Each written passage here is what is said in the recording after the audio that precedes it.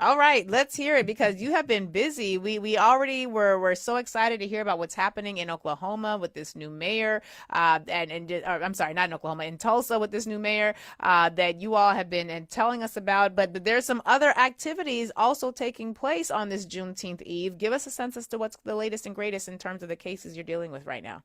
Yeah, absolutely. Well, number one, as you stated, our new mayor, Mayor Monroe Nichols IV, the first African American mayor in the city of Tulsa's history, on June 1st. For those who didn't hear, he accepted many proposals of our Project Greenwood and announced a $105 million trust to benefit survivors and descendants of the massacre.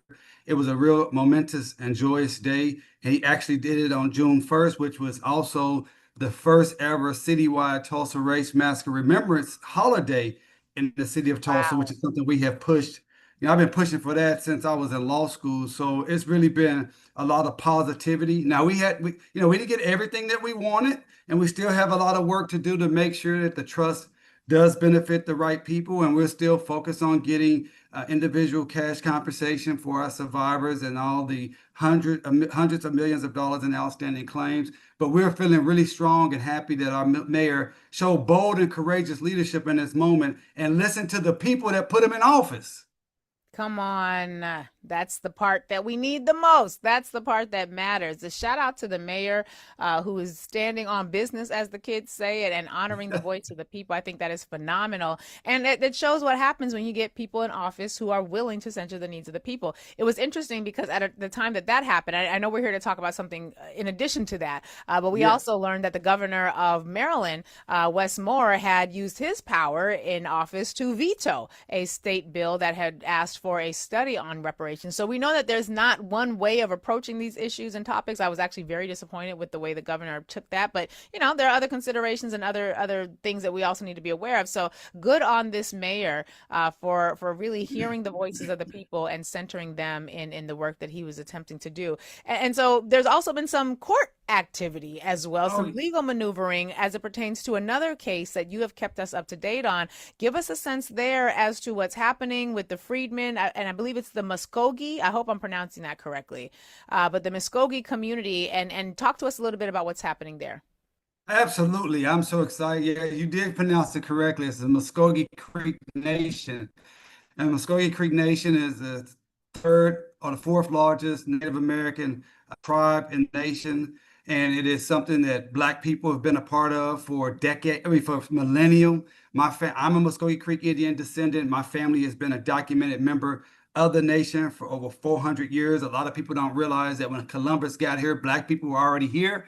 And we were part of things like the Muscogee Creek Nation. Muscogee Creek Nation also enslaved Black people, both enslaved Africans and their own Black members, up until the Civil War. And after the Civil War, my ancestor, Cal Tom, my four-time great-grandfather, negotiated and signed the Treaty of 1866, which Article 2 ended enslavement within the Creek Nation and guaranteed Creeks of African descent to have full citizenship rights and have equal protection of the law. But in 1979, the Creek Nation, based upon anti-Black discrimination, voted to kick the Creeks of African descent, which what they call the freedmen, out of the nation. And we've been battling in that for the last 45 years. Lurie, I'm No, excited to say that obviously, go ahead. oh no, I was going to ask Demario, Did you is say this something? freedman? Yes, can you hear me? Are you able to hear me? Uh-oh, I don't know if you can hear me. Yes, Okay, so freedman I can is a hear you. phrase that I've been hearing a lot, and so the way you're using it feels a little different than the way I'm hearing it in popular discourse. Freedman is a label that a number of community members who I think are in some sort of affiliation with the line of thinking along the American descendants of slavery community, and they have embraced that name freedman. Is that the same group of people as the freedman you're talking about?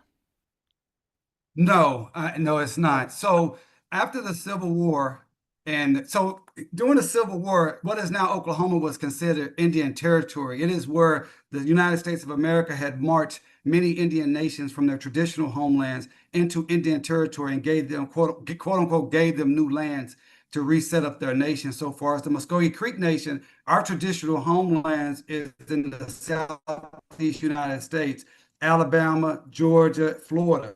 We were marched on the Trail of Tears in the late 1820s, early 1830s to what's now known as Indian Territory, which included the city, what's now known as the city of Tulsa. This is one of the reasons why Greenwood was created, because all these black people were already living there. So anyway, after the Civil War and these Creeks of African descent were living in the Creek Nation, but then when Oklahoma statehood came in 1907, the federal government created a census of the Creek Nation citizens. And utilizing the one drop rule, anyone that looked black, they said they were of African descent, and then they labeled us as freedmen. So in the Creek Nation citizenship rolls, they have Creeks by blood, and then they have Creek freedmen, which is supposedly denote that we were formerly all enslaved or ex-enslaved members of the Creek Nation. That is not accurate, but that is the historical term that they've given us, and it's actually a badge of slavery. So we actually, as Creeks of African descent, we reject the term Creek freedmen, even though that is what we're historically known by since 1906. Wow. So, Because okay, that's a on badge another, of slavery. Because I'm sorry, yes. go ahead. No, I was going to say the next time you come, I want to have that conversation, the historical conversation about that, because I think there are a lot of questions that people have about the presence of Afro-Indigenous people. Because I'll just briefly, we had a couple of brothers from, oh my gosh, I can't remember the name of the nation they are a part of here in Long Island, in New York, but they have a dispensary, a cannabis dispensary. DeMario, I promise you, when they showed up on the screen, I thought they were because it was a cannabis dispensary. It was pitched to us as a cannabis dispensary from the indigenous community. So I'm thinking traditional Native American dress, traditional Native American features and face and skin complexion.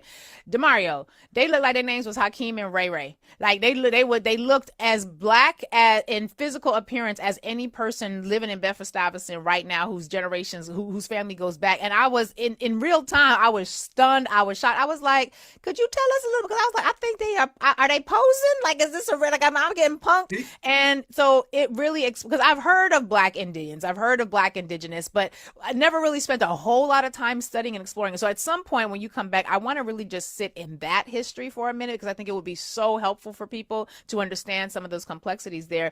But for today, because our time is limited, the naming and the labeling is really tied to a history that I think we see resonance with all of us trying to find a way to reclaim our history so that we are able to properly sit in that space. But this took on a legal battle as well, because there are some legal rights that are implicated based on the classification that you all have as descendants of this heritage. Talk to us a little bit about that aspect. Absolutely. So the legal rights, because of the treaty and because as citizens of the nation, which being an Indian in America in the United States is a political designation, not a racial designation. And so we are entitled to all of the same citizenship benefits that any other Indian should be entitled to. That's health care, that's educational benefits, housing, child care. During the pandemic, the Creek Nation received about $2 billion from the American Rescue Plan Act. And out of that money, they gave each Creek citizen, each individual from a newborn to a 100-year-old, $4,500 cash. Well, that money should also went to the Black Creeks or the Creeks of African descent, and none of that happened. So back in 2023, we went to trial on this case after 2 decades of fighting this issue. We won the trial court case, and then the nation appealed that. Well, we finally had our Supreme Court hearing on June 10th, last Tuesday, and it went fantastic. They actually came into court and admitted that the Treaty of 1866 is still in force. They admitted that the Treaty of 1866 is still the supreme law of the land, and therefore we feel like there's no way that their Supreme Court can rule against us. Now, of course, I can't guarantee that, because you never know what judges are going to do. But this is the same as the birthright citizenship that we're seeing being litigated underneath the 14th Amendment. We have a birthright citizenship to the Creek Nation, and that's what we ask in the Muscogee Creek Nation Supreme Court to upheld. And it will impact tens of thousands of Black people throughout the nation. The Creek Nation citizens, Black Creeks, are all over the nation. And these benefits, not only will it stop the erasure of our history, which is something that's happening throughout this nation, they totally erased the Black contribution. And we're the reason that the nation is still where it is today. Who do you think was doing all the work on this Trail of Tears when they were forcefully moving us from Southeast United States to what is now Oklahoma? It was the Black people doing all that work. And we believe that when this happens, it will substantially increase the livelihood and the living standards for Black folks who are Creek Nation, because they would have access to free health care, they have access to educational benefits, they have access to housing, and a host of other benefits that come with being designated an Indian here in America. Wow, this is absolutely fascinating to me, and I feel like there's so much to claims of heritage and rightful ownership and engagement, and it feels like you're having a parallel conversation to the conversations we're having about this at the national. I'm so glad you made the connection between birthright citizenship and this issue because it feels very, very similar to me, Attorney Simmons. It's the exact same Where issue, and this is what I'm sorry. It's the exact same issue, and one of the reasons working with our coalition partners like Lawyers Committee on Civil Rights and LDF and Equal Justice Initiative. One thing that we're trying to get people to understand about this issue, if they can remove our birthright citizenship based upon a treaty, and for those who don't understand, Lurie, I know you do as a very astute lawyer, treaties are the second highest form of law in America. There's the Constitution, and then there's treaties. So if they can remove our birthright citizenship on an enforced treaty, then that means that our birthright citizenship under the 14th Amendment is at risk, further at risk. And this is why this should be important to everybody that cares about birthright citizenship. The reason we are citizens in America is because of the 14th Amendment. The 14th Amendment and Article 2 of the Creek Treaty of 1866 is the exact same thing. It has the same language and is the same principle. And this is what we're fighting here. Birthright citizenship protects all Black people, not just birthright citizenship within the Creek Nation. Wow. Because let's go down this parade of horribles, DeMario. Let's say this case goes wrong in this instance, God forbid, we're going to knock on wood. This is just a hypothetical. And let's say that the Supreme Court it follows suit and uses that case as precedent to determine that the capacity that there is a capacity to undo birthright citizenship. Can you walk us through what that would mean for you as a member of the Muscogee Creek Nation and for us as members of the Black, for some reason the words Black Panther almost came out and I was like, this is not Wakanda, child. Focus, focus, focus. But what it will also mean for us as Black people, African descendant Black people in this nation. Yeah, we have to stand and be strong on all rights everywhere they've been attacked. And we do not want to set any precedent. And we want to make sure that we are holding on to all of our heritage, all of our history, and not being erased across the board. The Creek Nation was working with the federal government to create this national park in Georgia, which is one of our traditional homelands, Old Muggy Mounds National Park. And we totally support that because we are Creek and we believe in that sovereignty. And they work with the federal United States Fish and Wildlife Department. They created this 550-page report talking about Creek history going back thousands of years. Beautiful document. Not one mention of Black people, not one mention of enslavement, not one mention of the Black chief, not one mention of the Black legislators, the Black judges, and the Black people that is such a big part of this nation. Not one mention. And so we have to fight erasure of our people everywhere it happens, and we have to fight to uphold our rights everywhere they're endangered. Again, this is the same principle as the 14th Amendment. They were both done. The Treaty of 1866 is the same time period that the 13th, 14th, and 15th Amendment was being enacted. It's the very same Reconstruction language and ethos, and we have to fight it everywhere we see it being challenged. And because just to continue on this line of thinking, the reality is if they get rid of birthright citizenship, it's not like we have another nation to whom we could claim some sort of allegiance, right? Like citizenship is where you are able to determine what nation state you belong to, what nation state will defend you, what nation state determines your rights. If you don't have citizenship anywhere, you are essentially a stateless people. And the only other analogy I can think of a people that is treated as if they were stateless feels like Palestinians. I don't know of any other people on the planet that I can think of. Maybe the Roma. We sometimes you will hear the word that it's considered a slur, but you'll people who are considered quote unquote gypsies. They're part of the Roma community, a stateless people in many ways.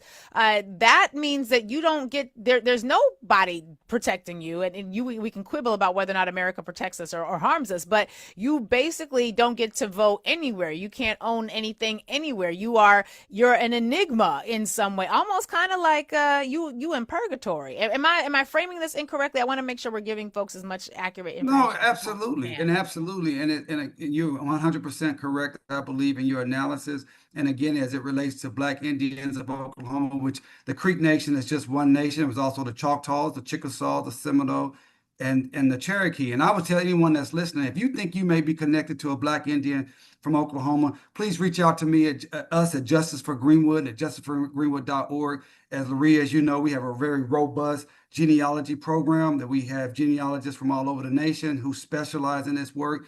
Please reach out to us. We would love to do your genealogy and confirm, because a lot of people have this touch point to Oklahoma and they may not even know it. And it's not like this is something that, oh, I heard my grandmother may have been full blood. No, we are some of the most documented people in the history of the world. Our documentation goes back to the 1700s. And part of that is because they continually took our land and it conquered us in war. And when they did that, they would make these censuses about our people. And therefore, this is not conjecture. Like, we can go back and say, hey, here's my 6-time great grandfather right here, and bring it all the way back. I can go back to the late 1700s with my family and bring it all the way down to myself. And so this is a real history that we have to fight to make sure that we're not erased, that we're not bamboozled. You know, a lot of people, like you said, Lurie, when you think of a Native American, you have the Hollywood rendition of what a Native American looks like.